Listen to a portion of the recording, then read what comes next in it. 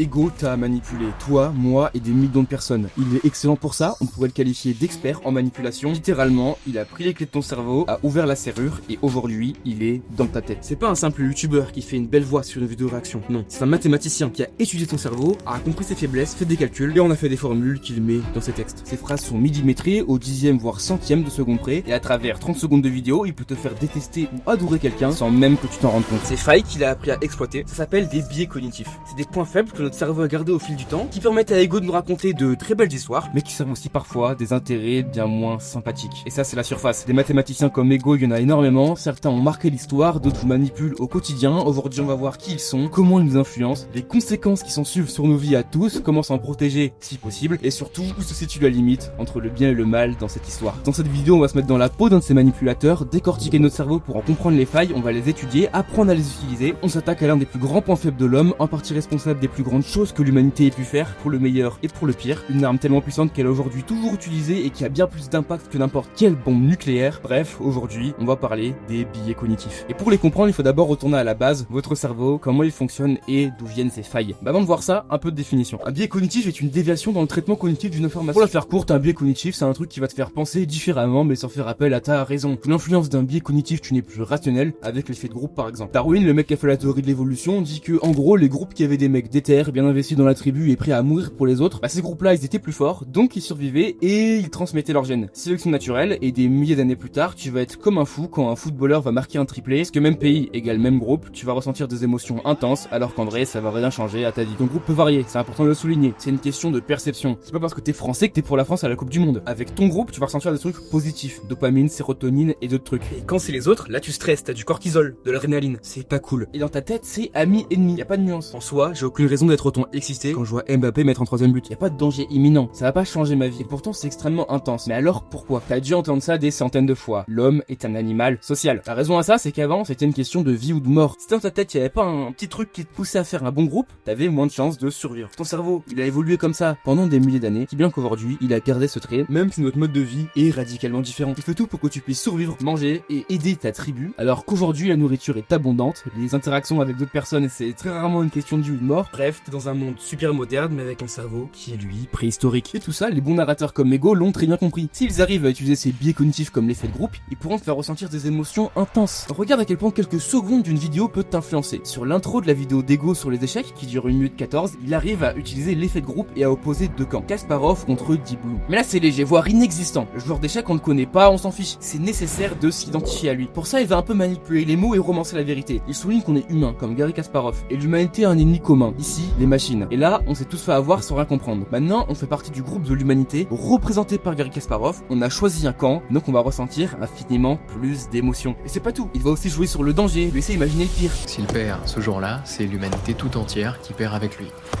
Et personne ne sait ce que ça signifierait pour l'espèce humaine. Là, il crée de la peur, et toi, t'es à fond dans l'histoire. Anticiper une catastrophe, c'est un des traits qui aurait pu te permettre de survivre. Forcément, tu l'as gardé. Et on pourrait faire ça sur chaque ligne de son intro tellement le texte est riche. Il dramatise avec des mots importants. Ton cerveau, il réagit fort quand on lui donne des signaux d'alerte, et c'est pour ça que ça marche aussi bien. Là, je te donnais 3 exemples qui sont pas compliqués à trouver, mais sur cette chaîne, je te partage une passion que je découvre. Je suis loin d'être un expert, et donc, j'ai filé l'intro à ChatGPT. Et il m'a trouvé 12 exemples avec autant, voire plus de richesse. Et je le redis, l'intro dure qu'1 minute 14. Autant de richesse dans, 8 lignes, c'est vraiment incroyable. Et ça, c'est que la partie écriture. Il y a évidemment énormément de richesse au montage et dans les autres aspects de la vidéo, et c'est ça qui est si puissant. Mais là où Ego est formidable, il y a des trucs qui sont bien plus terrifiants. Les pubs par exemple. Bon Ego, t'es venu pour qu'on te raconte une histoire, quelque part c'est normal de te laisser manipuler, c'est plutôt cool. Mais sur une publicité, ça l'est un peu moins. Tu sais que c'est là pour te vendre quelque chose et pourtant ça va quand même marcher. C'est triste à dire mais c'est pas parce que t'es conscient qu'on va essayer de te manipuler que tu vas réussir à t'en protéger. Le Coca-Cola c'est mauvais pour la santé. C'est simple, c'est logique, mais est-ce que ton cerveau le voit de la même manière? Non, enfin oui, mais il voit surtout autre chose. L'image de Coca, on te la met dans la tête depuis un bon moment. Je me rappelle encore les soirs après l'école primaire où parfois je voyais des pubs de Coca-Cola liées à Noël, qui peuvent sembler innocentes, mais qui justement exploitent plutôt bien nos points faibles. Et bordel, un enfant devrait vraiment pas être exposé à tout ça. Ces publicitaires, ils connaissent beaucoup trop bien ton cerveau. Regarde, ça c'est la pyramide de Maslow. En gros, c'est un classement de tes besoins, sauf que c'est pas vraiment un classement, et si ton cerveau il a une faille, elle est sûrement liée à un des étages de la pyramide. Et c'est là que les publicitaires comme ceux de Coca-Cola sont malins. Ils vont taper dans un peu tous les étages. La soif, la fraîcheur, la famille, le groupe, l'amour, les amis, bref, avec des pubs de 30 secondes, ils ont réussi à laisser une marque indélébile dans pas mal de cerveaux. Une canette, c'est pas juste une boisson sucrée, pas du tout, c'est un moment de partage avec un proche, un moment de plaisir qui marque un instant de bonheur dans ta journée, une fête, un moment convivial, une soirée avec tes amis, et de la bonne musique, vous discutez, vous rigolez, vous buvez un coca, vous passez un super moment. Voilà ce qui se passe quand vous voyez une canette rouge avec de l'eau et du sucre dans un distributeur. L'image de marque est juste dingue. Et là on parle de coca, mais en vérité c'est absolument tout le monde. Je vais me prendre pour exemple, je suis monteur vidéo, mais au-delà de ça je conseille mes clients sur la partie des vidéos de leur entreprise. Tout ça pour dire que les secrets qui se passent en interne, je les connais, et je vous promets que tous les gens du milieu business en ligne sont des manipulateurs de malades. Même ceux que t'aimes bien. Je dis pas ça méchamment, c'est aussi mon travail. Mais peut-être 90% des mecs avec un peu de succès à qui j'ai parlé, ils ont tous un PDF de 10 pages avec tout ce qu'il faut pour manipuler un client. Ses rêves, ses peurs, ses problèmes, ses réussites, ce qu'il pense avant de dormir, le premier truc qu'il fait en se réveillant, ce qu'il a mangé à midi, sa situation familiale, est-ce qu'il va à la salle, est-ce qu'il joue aux jeux vidéo. Et je vous assure, vous pouvez demander à n'importe qui de votre entourage qui est un peu dans ce milieu-là, il vous dira la même chose. Et toutes ces informations, il va les utiliser pour axer ses vidéos, un peu modifier ses pubs et de mieux en mieux manipuler les clients qu'il cible. Et du coup, j'ai une question pour vous. Si Coca-Cola, Ego et quasiment tous les vendeurs sont capables en quelques minutes d'autant vous influencer, à votre avis, de quoi serait capable un parti politique avec des moyens infiniment plus grands sur plusieurs décennies? Bon là normalement tu te m'as pensé à un certain moustachu, mais j'ai trouvé un exemple beaucoup plus parlant et puis j'aime bien me démarquer. Allez hop,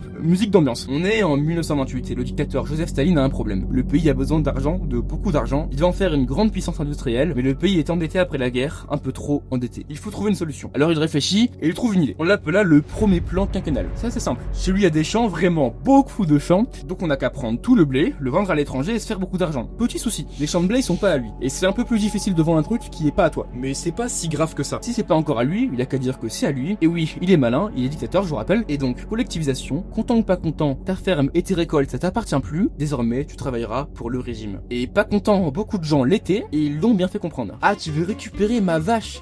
Malheureusement quelqu'un l'a tué hier dans la nuit, c'est triste hein. J'ai pas de vache à te donner, mais t'inquiète pas, si jamais j'en trouve une, je te préviens. À côté de ça, les fermiers font exprès de bosser plus lentement, certains se révoltent, d'autres fuient des campagnes vers les villes, il y en a qui cachent même leurs récoltes, et en même temps, on peut les comprendre, leur mode de vie est bouleversé du jour au lendemain, ils perdent énormément de richesses, et tout ça c'est super rapide et super violent. Au final, ils produisent de moins en moins, très pauvres certes, mais unis par le même but, ils appartiennent au même groupe. Ça ralentit les objectifs de Staline, il va donc utiliser la même technique qu'Ego. Ici, pas de machine contre l'humanité, non. Là, ce sera les riches fermiers, ennemis du peuple et coupables de leur pauvreté. Ils ont employé des gens, ce sont des bourgeois qui exploitent le peuple. Ils osent cacher une partie de leur récolte, ils ne pensent qu'à eux, c'est de leur faute si le pays est affamé. Ils sabotent le gentil État qui essaie de faire quelque chose. Ces traîtres brûlent leur récolte et tuent leur bétail pour nous nuire, ce sont les ennemis du peuple.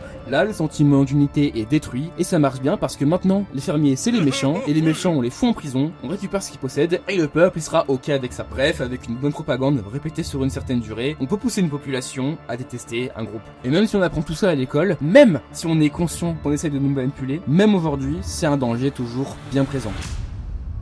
Je vous présente La Vague, c'est un livre puis un film. L'histoire commence dans une salle de classe où l'on parle de la Seconde Guerre mondiale. Et il y a un élève qui se demande comment les Allemands ont pu laisser passer tout ça sans rien dire. Une question plutôt legit et le professeur Monsieur Jones va y répondre d'une manière plutôt mémorable. Et si je transformais ma classe en régime totalitaire pour montrer que n'importe qui peut se faire manipuler? C'est une bonne idée, non? Du coup, nouvelle règle. On se tient bien droit, on se lève quand on pose une question, on se lève quand on donne une réponse, et surtout on dit bien Monsieur Jones à la fin des phrases. On crée simplement une ambiance avec pas mal d'autorité, de la discipline et de la rigueur. Rien de bien méchant. Les élèves qui jouent le jeu auront 20 sur 20 et les autres auront 0. C'est suffisant pour convaincre tout le monde. L'expérience va aller progressivement dans des dérives de plus en plus extrêmes, un peu comme dans la vraie vie. Ça commence par un nom pour le groupe, La Vague, puis des slogans qui vont bien représenter ce qui se passe. Le premier, la force par la discipline, où concrètement on se tient un carreau. Le second, la force par la communauté. Là on crée un sentiment d'appartenance à un groupe, le cerveau il aime un peu trop ça et ça devrait commencer à faire peur. À ce moment-là l'expérience elle sort déjà un peu du cadre de la classe. Une grosse partie du lycée suit ces règles imposées par Monsieur Jones et il y a même un code vestimentaire. Le troisième slogan, la force commence par l'action. Là, on donne un groupe à des ados, on leur dit d'agir pour lui en prenant des initiatives, en faisant un peu ce qu'ils veulent, autant vous dire que ça va aller très vite. Il y a un salut en forme de vague pour se dire bonjour, des groupes d'élèves vont recruter des nouveaux membres, on commence à mettre des affiches, des tags, des logos partout, et là le professeur perd totalement le contrôle de son expérience. Il y a une police qui apparaît, cherche à désigner ceux qui suivent pas bien les règles, et l'escalade continue, avec de la violence, les élèves qui jouent pas le jeu ils se font intimider, il y a des disputes, des amitiés qui se brisent, des bagarres, jusqu'à en arriver à un point de non-retour.